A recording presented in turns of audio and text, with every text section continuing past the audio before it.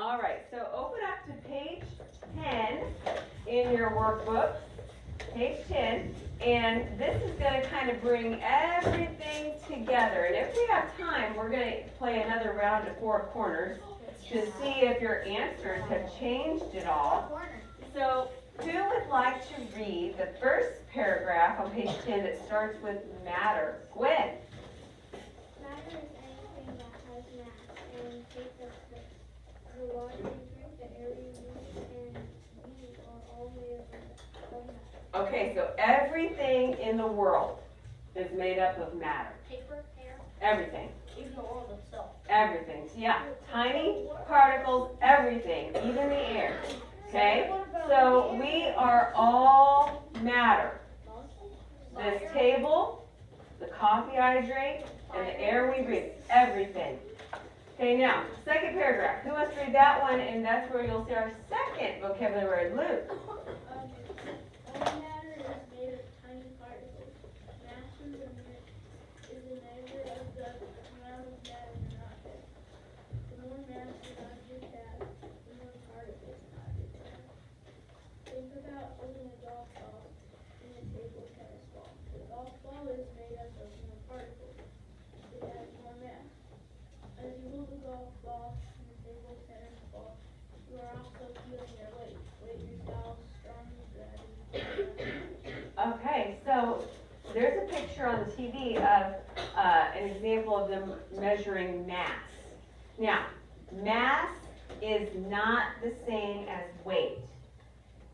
If I sent Owen to the moon, and he's standing on the moon, now his weight would change. Owen would weigh much less on the moon because the gravitational pull is less on the moon. But Owen's mass would be the same. He still has the same amount of matter in him. Same with me. I have the same amount of mass on the earth as I would on the moon. But I would weigh a lot less on the moon because the pull of gravity is less. Did they like? Yes, Briken? Okay. Christian? Did they test that? Did somebody go to the moon, right? Yeah. Oh, yeah. Did And- they scale up with them? Probably somehow, not sure. Gentry? Which one is the moon? Right here. Right above. There's the earth and there's the moon. Yeah. Where's the sun? What's in the center of our universe? The sun. The ball. Not our solar system, not the universe. Excuse me. Alright, continuing. We're not talking about space right now. Okay. Last paragraph. Who would like to read that one? Morgan. The amount of space an object takes up it is volume.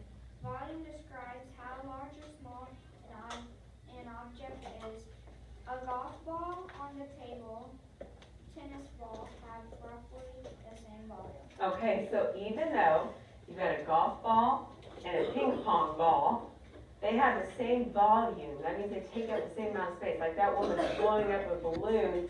That balloon is taking up a lot of space. But the golf ball has more matter than the ping pong ball because it's got more mass. Okay, it's got more particles in it. Okay, so look at question number 1 on page 10. Look at question number 1. Let me zoom out of mine. And question number 1 says, think about an inflated balloon and a small bag of marbles that is half its size. Which one has more volume? Well, so I blew up a balloon myself. So here's my balloon. Even the same color. And here's the bag of marbles. And it's about half its size. Which one has, let me show the video real quick. I got my big balloon and my bag of marbles. Which one has more volume? Volume. Gwen? The marble, Nope. the one, Gentry? the balloon. The balloon. Read what volume says again. Look there, Gwen. What is volume? It's the amount of space something takes up. This takes up more space than this. However, well, hold on a second. I'm jumping the gun. So explain your answer. So why does the balloon have more volume than the bag of marbles, Jackson? Because it's much bigger. Yeah, it takes up more space. So, on number one, and I'm gonna write this with you, that's right, we're gonna wrap. And I was telling my last class, I'm not gonna write this with you guys all the time, but for now, I am gonna write a lot with you so you get in the groove of how I want you to answer. So we're gonna say, the balloon has more more volume because it takes up more space. That's it. And that's the thing about when you wrap, it doesn't have to be an extremely long sentence. You know. Jackson? I have a question. Uh-huh. Does space take up more space than something else?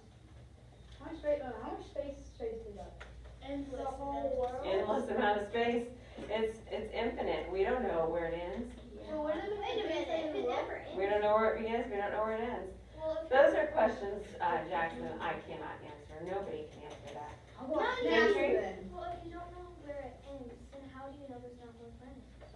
Oh, there are more planets. Wait, Yeah. There's There's more universes out there. There's more solar systems. This is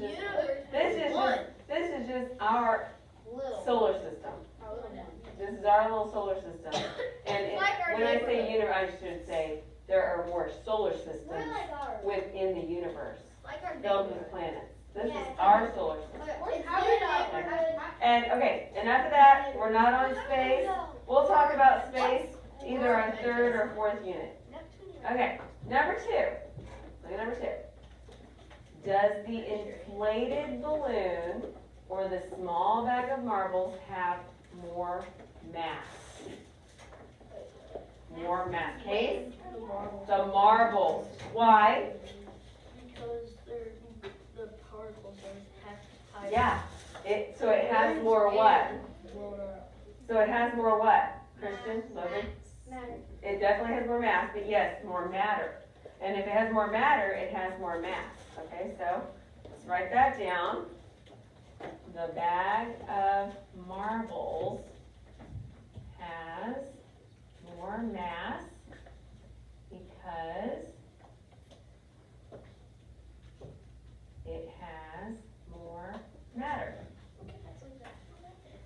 Again, not super long. It just, gets to the point. You don't have to write a ton.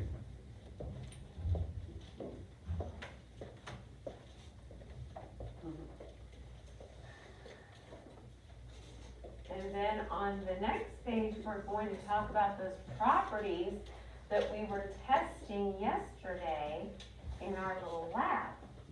Okay? Except for there's one extra property on there that we didn't talk about yesterday. However, we did talk about it like the second or third day of school. Do you remember, which property is that? Gentry? That's right, solubility. We talked about that going into our science class. So who would like to read that first paragraph about physical properties trig? A characteristic of matter that can be observed and or measured, it is known as a physical property. These properties can be observed without changing the material.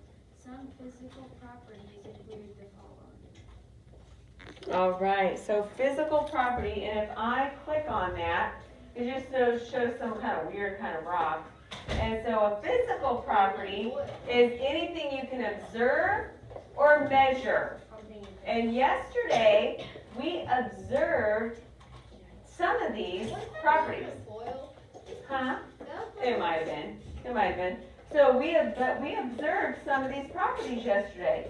So the first one, and it shows a picture of fish in a frying pan on top of a fire. And that's to show the very first physical property, Lola and Trinity. Which physical property is that? Owen? Conductivity. Now, who would like to read that paragraph about what conductivity is? Someone that hasn't read Jackson. Conductivity describes how much energy, such as electricity or heat,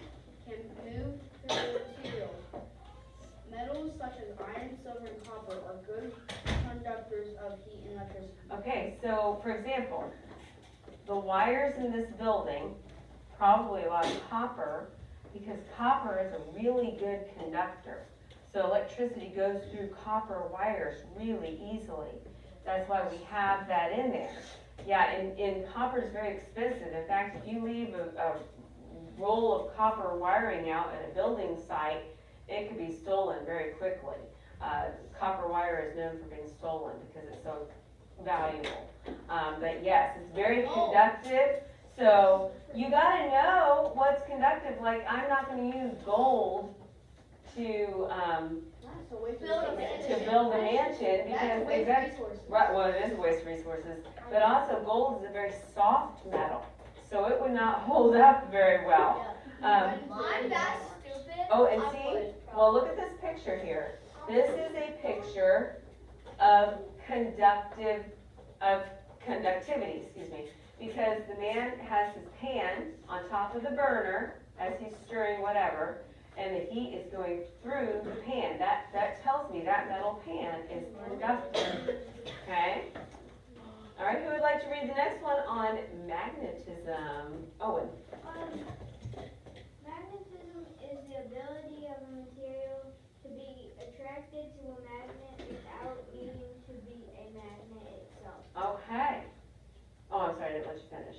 Some metals are magnetic. All right, and when I click on magnetism, it shows an electromagnet, and look how powerful that is.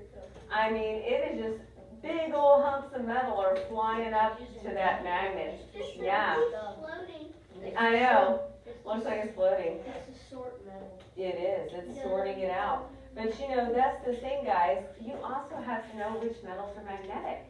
So like the aluminum border on my, bullet boards and stuff, that's not magnetic. The gold is not magnetic, copper is not magnetic. So you learn what kind of metals to use for Gold different isn't? things. Gold isn't magnetic? Well, actually, I don't know, let me see. Maybe it is, let me see. I don't think that's how people sell this. Nope. It's not. My gold necklaces, unless it's fake. Mine Yeah, is well, fake too, I think. Alright, so, next one. Now, I want you to notice the pictures, guys, because we're gonna be doing something with pictures here in a little bit. Who wants to read the next one on reflectivity? Someone that hasn't read, Aislinn. Reflectivity is the way the light reflects. It bounces off an object. Smooth, flat surfaces, such as mirrors and shade paper, reflect light evenly. All right, and of course they have a kitty cat looking in the mirror there, and then we have a mallard in the water, and you can see his reflection, beautiful. And that's reflectivity. So again, you've got to know what qualities, what physical characteristics there are. Now, solubility. We did this one a while back, but who would like to read this paragraph? Gabriel. Solubility is the ability of matter to dissolve in a liquid. Thinking about sugar in a glass of iced tea, the tiny sugar particles disappear evenly throughout the liquid. It might seem like the sugar disappears, but it's easy to tell it is still there because the tea tastes sweet. Okay, so yeah, even though you can't see the sugar in the tea, can you taste it? Yeah, and yeah, why do you think they have a picture of the ocean? Why would they have an ocean picture for solubility? Why would they do that, Glenn? Because the ocean is full. Exactly, salt water. Yeah, and salt is soluble when you put it in water. It dissolves, but you can tell it's there. And if, let's see, if I click on this, there's that Alka-Seltzer tablet dissolving in the water, so it's soluble. Yes, cotton candy is very soluble. So now I'm going to show you just a short little video on the properties of matter, but it's a nice Take a look video. around. It's kind of pleasant. What types of matter can you find? Matter is anything that has mass and takes up space, including air. Different types of matter make up different materials. Materials have properties that can be observed and measured. You can observe properties like color, odor, texture, and flexibility, the ability to bend without breaking, and hardness, or how easily something gets scratched. And you can check reflectivity, or the way light bounces off an object. You can identify other properties by measuring or testing them. You can test mass with a balance or magnetism with a magnet. You can drop a material into liquid to test solubility or whether it dissolves. Scientists have safe ways to test electrical conductivity, which is how well electricity passes through a material. People can also test for thermal conductivity, or how well heat moves through a material. The properties of materials make them good for certain things. For example, glass has properties that make it good for windows. Like, it's not soluble in water, so it won't dissolve when it rains. And glass is transparent, which is a great property for a window. It's quite hard, so it won't scratch or break in a storm. The windows in most homes can resist winds up to 120 kilometers or 75 miles per hour. The more concentrated forces, like the force of a moving baseball, can shatter the glass. Another material used in buildings is steel. Steel is made by combining a strong metal, iron, with carbon, making it even stronger. Steel can make a strong frame for a building on its own. And steel bars can be added to make concrete stronger. Reinforced concrete makes up the foundations for many buildings. Steel is also a great material for long bridges and tall skyscrapers. Steel or other kinds of metal can be pressed into flat, thin sheet metal. The flat shape makes it lighter and more flexible than other forms of steel. Sheet metal can be used to make roofs. It's highly reflective, so it reflects the sun's rays back into the atmosphere. This helps to keep the building cool. What other properties are important in a house? Behind the walls, electricity is traveling to your lights and outlets. Electricity travels best through materials that are good conductors. And a metal called copper is one of the best. Electrical wires are usually made of copper. Behind the walls, you also might find a material that's a terrible conductor: insulation. Insulation, shown here, is made of fiberglass, a material that is a poor thermal conductor. In other words, it's bad at conducting heat. Insulation helps keep warmth inside buildings in the winter. Think about the materials you can see in your home. How do their properties make them good at their jobs? Isn't it Travis Nichols? No Travis Nichols. Alright, boys and girls, so anyway, thinking about that video, how can we use the properties, that's all those properties we talked about, conductivity, reflectivity, magnetism, all those, how can we use those properties to identify matter? Aislinn? You can have like metal on the roof so that it can reflect the sun. Exactly, because like she was saying, we know copper is conductive, so it's great for electricity, but insulation is not conductive at all. Exactly. Right, it keeps our home warm because it's not conductive. Exactly. Exactly. And the same thing with the windows. She said if those were soluble and it was raining outside, what would happen to the windows? They'd melt. They dissolve. So yeah, you got to know which materials to use. Luke? With insulation, can like conduct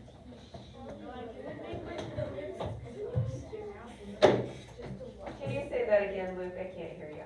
like, never mind. No, because I want to answer if you had a question, but are you talking about can it keep our house cool and warm? Well, like, it wouldn't make like a difference if it comes from that, because it's supposed to keep your house really warm. Well, the only reason it keeps our house warm is because it doesn't conduct heat. Okay, because let me give you an example, okay? So you've got your walls, let's say your inside wall and your outside wall. Inside of that wall is insulation. When your heat is on in your house, the insulation keeps that heat inside your house from going out of it. Yeah, and in the summertime, when your cool air is on, same thing. The insulation keeps that cool air in, and it keeps the hot air from getting in, okay? Now, if you've got an old house with old drafty windows, of course, that's gonna make a big difference, you know? And I know, like, my house is older, it does not have insulation on the front end of, or front side of our house, and it makes a big difference. Now, you know, we have insulation in the roof and around the basement, but we don't have it in the walls. And you can tell in an older home, yeah. And so, well, our heating bill is a lot higher because the heat just goes out. So we're getting new windows, hopefully that'll help. Okay. So it's warm around your house. So, yeah, exactly. So, Insulation put in your house. say that again? I don't think it's insulation put in. That's not cheap. Once your house is already built and you wanna add it in there, That's a break. it's not cheap. Well, you can also, there's also another way to do it, and they can drill holes on the outside of your house and do the spray insulation and do it that way, but it's not cheap. Okay, so get your pencils ready, we're gonna write this one together. Okay, so the physical properties help us identify different materials. That's it. That's why we need to know which properties to use when we're describing something.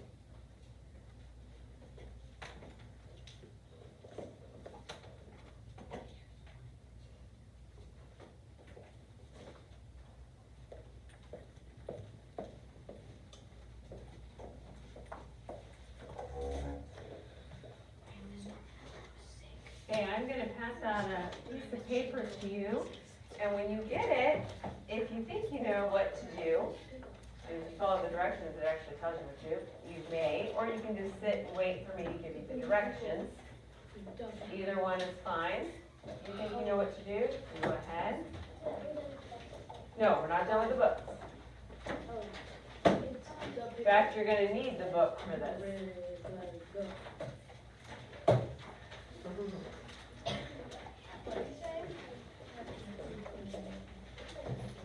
Oh, I know what to do.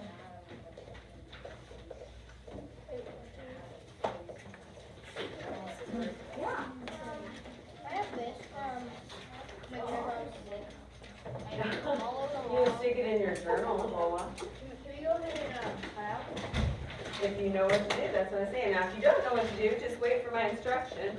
And we are getting this paper here, you'll be getting this, okay? And I'm gonna explain what to do here in just a minute, okay? When the instructions help me. All right, so here's what you're gonna do if you aren't sure what to do on the instructions. The paper that I gave you looks like this, and do you see the dotted lines? I need a yes or a no. Do you see the dotted lines? Okay. Well, you're gonna cut on the dotted lines. Yes, Lydia? Sure, honey, I've got a box over there that says it. And do you see the little gray bar? Yeah. You're not gonna cut that off. Keep the little gray bar. Because if you look at page 14, you're gonna glue the little gray bar down on the little blue bar. Does that make sense? Page 14, you're gonna glue the gray bar down on top of the blue bar, and these are gonna be little flaps. Does that make sense? See? Yeah. Okay, again, you're gonna glue the little blue bar, gray bar on top of the blue bar on page 14. And these are gonna be flaps cut on the dotted lines only. That means you're gonna have flaps. Keep the gray bar, yeah. Just the dotted line, honey. Yep. There you go. Keep the dotted line. So you're gonna cut out along the dotted lines, and on page 14 in your workbook, glue the gray line on top of the blue line in your workbook, and these are all gonna be individual flaps. Okay? Yep. And when you're finished cutting it out, yep, can I see yours, Everly? It's gonna look like this. Oh, no, it's not. You gotta have your flaps, Everly. You're not gonna. I'm done. Here, you can go on. All right, thank you. It'll look like this. No, yours isn't in yet. So we got our flaps here. Luke and Zeke can y'all see, Riley, Aislinn can see what it's gonna look like. So you're gonna have flaps. Now, if you're finished, wait, let me show the video real quick. It's gonna look like this.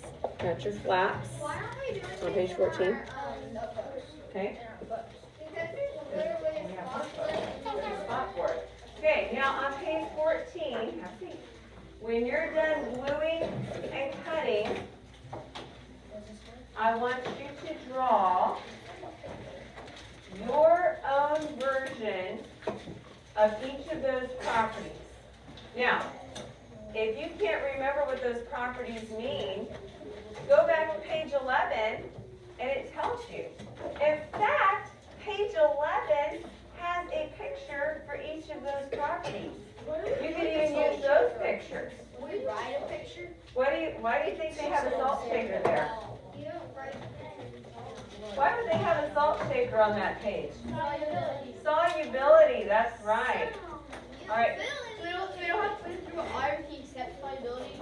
Do what? We draw everything except solubility. No, draw them all. That's all you do. You already drawn. No, draw your own. All right, go ahead. However you want. Yeah, but it's got your drawings. So I'm gonna do it with that shaker. Yep, underneath the flap. Draw something. So underneath the flap for conductivity, you come up with your own picture for conductivity, unless you want a copy from the book, that's fine. And then you're gonna draw a picture for magnetism, and then one for reflectivity, and one for solubility. Go ahead and do your sign. And if we have time, we're gonna revisit four corners.